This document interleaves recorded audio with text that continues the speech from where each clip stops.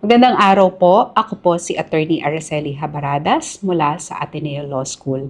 Ako po ay isang mediator at nagtuturo ng mga dispute resolution courses sa Ateneo. At ito po ay ang KP Express.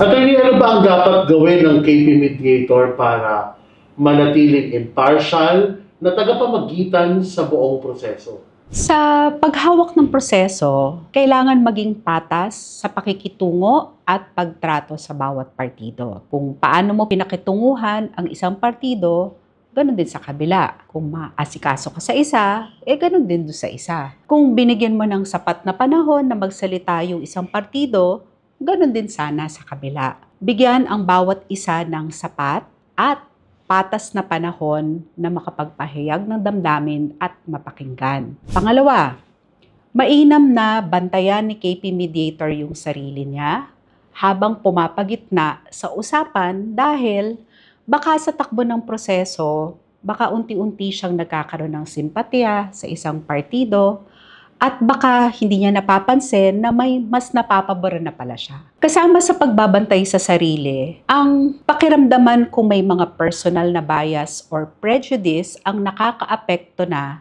sa pakikitungo mo dun sa isang partido. Pangatlo, kailangan maalala din ng bawat KP mediator na maging maingat sa kilos o salita na po pwedeng ma-misinterpret na may kinikilingan siya. Kahit wala talaga siyang pinapaboran, baka may masabi siya na pwedeng mabigyan ng maling pakahulugan ng pagiging partial or biased. Kasama dito yung pagiging maingat sa salita o sa kilos na posibleng magkaroon ng kulay ng tinatawag na prejudice or panghuhusga or pangmamaliit sa isang tao. Bibigay ako halimbawa. Yung mga KP mediator na kung magsalita ay ganito, kalalaki mong tao, napakachismoso mo. O di kaya, kayong mga babae, puro na lang kayo reklamo. Hindi pasado yan. May mga personal siyang bias patungkol sa babae or lalaki na nagbibigay ng posibleng indikasyon na hindi na neutral si mediator